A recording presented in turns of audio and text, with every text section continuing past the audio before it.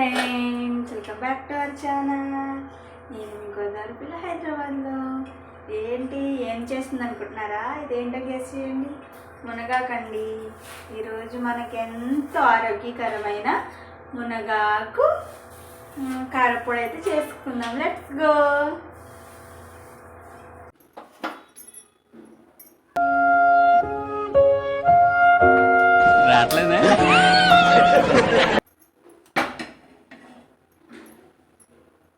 అంటే ఒక table spoon oil వేసుకుని మంచిగా మరగనివ్వాలి.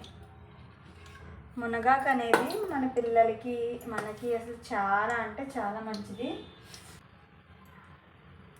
కావాల్సిన పదార్థాలు ఏంటంటే ఎండుమిర్చి, శనగపప్పు, ధనియాలు, జీలకర్ర, కొంచెం చింతపండు. ఇంకొకటి మిస్ అయింది ఏంటంటే కరివేపాకు. ఆ కరివేపాకు మీ దగ్గర ఉంటే ఖచ్చితంగా వేసుకోండి. నా దగ్గర లేదు కాబట్టి నేను స్కిప్ చేస్తున్నాను.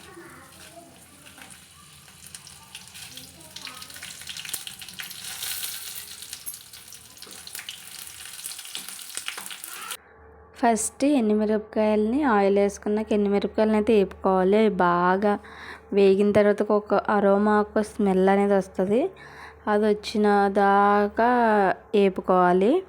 వేపుకున్నాక ఒక ప్లేట్లో అయితే తీసేసుకోవాలి. ఎందుకంటే అది వేసిన తర్వాత అన్నీ వేస్తే మాడిపోతాయి.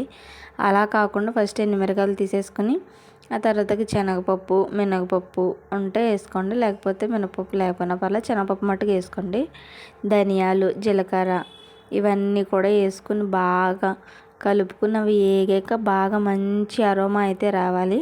ఆ మంచి అరోమా కొంచెం టైం అయితే పడుతుంది. టైం పడుతుంది కదండి, స్కిప్ చేసి హైలో అయితే పట్టద్దు మంట. సిమ్లో పెట్టుకుని నీట్గా వేగే వరకు మంచిగా వేగే వరకు వేపుకుంటే టేస్ట్ అనేది మనకి అన్నంలో కలుపుకుని తిన్నప్పుడు చాలా అంటే చాలా బాగా వస్తుంది మనకి.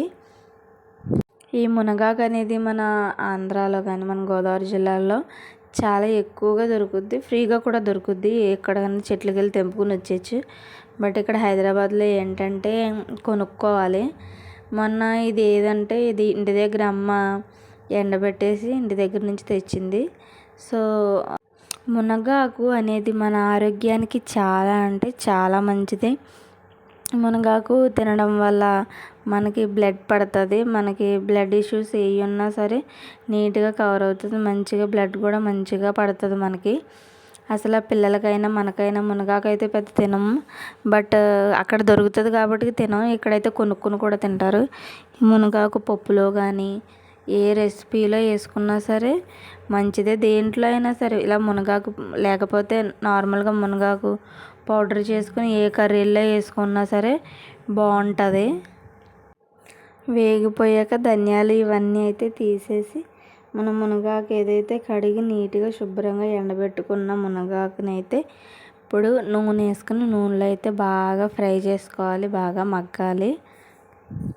ముక్క విడిపోయేంత వరకు వేపాలి. వేపితే అదేంటంటే బాగా పౌడర్ లాగా అవుతుంది. లేకపోతే దాంట్లో కొంచెం వాటర్ పడినా ఎలాగైనా సరే అది ఏమవుద్దంటే పచ్చడిలాగా అయిపోద్ది. సో అందుకనే వాటర్ ఏమి వేసుకోకుండా బాగా ఎండాక మనం ఫ్రై చేసుకుంటే ముక్క అనేది తిరిగి అంటే బాగా పౌడర్ లాగా అయితే వస్తుంది. ఈ మునగాకు పొడి ఏంటంటే మనం రైస్ తింటున్నప్పుడు ఫస్ట్ స్టార్టింగ్ ఒక 2 ముద్దలకైనా తింటే మన హెల్త్కి మంచిది. ఎలాగైనా మనం హెల్త్ కోసం అంత పట్టించుకోము. ఈ మునగాకులో ఉన్న పోషకాలు చాలా పోషకాలు ఉంటాయి మనకి. అవి ఎవరైనా చెప్తేనే ఒకరోజు స్టార్ట్ చేస్తాం తినడం. బట్ ఏంటంటే మళ్ళీ బద్ధకం వచ్చి తినడం మానేస్తాం. సో ఇలా పౌడర్లాగా కానీ ఇలా కారపొడిలా కానీ చేసుకుంటే మనకి యాక్చువల్లీ ఉంటుంది కాబట్టి ఇంట్లో మనం ఎప్పుడైనా సరే రైస్లో వేసుకొని తినడానికైతే చాలా యూజ్ అవుద్ది. కొంచెం లేట్ అయినా సరే ఈ ప్రాసెస్ అంతా కూడా హెవీలో అయితే పెట్టి చేయకండి. ఎందుకంటే హెవీలో పెడితే తొందరగా మాడిపోయే అవకాశాలు చాలా ఉన్నాయి. మనకు నీట్గా పర్ఫెక్ట్గా కారపొడి రావాలంటే ఏంటంటే సిమ్లో పెట్టుకుని మీడియంలో కానీ సిమ్లో పెట్టుకుని నీట్గా ఫ్రై చేసుకోవాలి. మనం కంగారుగా హైలో పెట్టి చేసామంటే అదైతే నీట్గా రాదు, మాడిపోద్ది. సో ఫస్ట్ ఏంటంటే ఎండుమిరగాయలు, మనం ఏవైతే జీలకర్ర, ధనియాలు, శనగపప్పు ఇవన్నీ అయితే ఉన్నాయి కదా, ఫస్ట్ అవన్నీ పక్కన పెట్టుకొని మిరగాయలు అయితే వేసుకొని అవి బరకగా మిక్సీలో గ్రైండ్ చేసుకోవాలి. మిక్సీ పట్టేసాక తర్వాత మినపప్పు, శనగపప్పు, ధనియాలు ఇవన్నీ ఉన్నాయి కదా, ఇవి కూడా వేసుకొని నీట్గా మిక్సీలో కొంచెం చింతపండు అయితే వేయాలి. చింతపండు వేస్తే టేస్ట్ అనేది ఇంకా చాలా బాగుంటుంది. సో అది కూడా వేసేసి మెత్తగా మిక్సీ పట్టేయాలి. మిక్సీ పట్టేశాక దాంట్లో మనం ఏదైతే వేపుకున్నాం కదా మునగాకుని కూడా మంచిగా దాంట్లో వేసుకొని మిక్సీ పట్టుకుంటే బాగుంటుంది. బట్ ఇంకొకటి ఏంటంటే ఎక్కువగా మునగాకుంటే ఏంటంటే కొంచెం కొంచెం వేసుకొని గ్రైండ్ చేసుకోవాలి. ఎందుకంటే ఎక్కువ ఒకేసారి వేసినా నీట్గా గ్రైండ్ అయితే అవ్వదు. సో కొంచెం అయ్యాక మళ్ళీ దాంట్లోనే ఇంకో కొంచెం మునగాకు వేసుకొని నీట్గా గ్రైండ్ చేసుకుంటే ఎంతో రుచికరమైన, మన ఆరోగ్యానికి అయితే చాలా అంటే చాలా మంచిది. అస్సలు అయితే ఈ రెసిపీని అయితే మిస్ చేయొద్దు. ఒక్కసారి ట్రై చేసి చూడండి, నిజంగా సూపర్ అంటే సూపర్ ఉంటుంది. ట్రై చేసి ఎలా వచ్చిందో మనకు కమెంట్ చేసి చెప్పండి.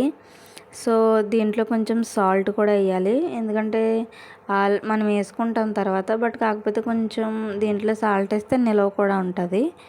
సాల్ట్ వేసి నీట్గా మిక్సీలో గ్రైండ్ చేస్తే ఎంతో రుచికరమైన మునగాక కారపొడి రెసిపీ అయితే రెడీ అయిపోయింది. మీకు నచ్చినట్లయితే లైక్ చేసి, షేర్ చేసి, సబ్స్క్రైబ్ చేయండి. Bye bye.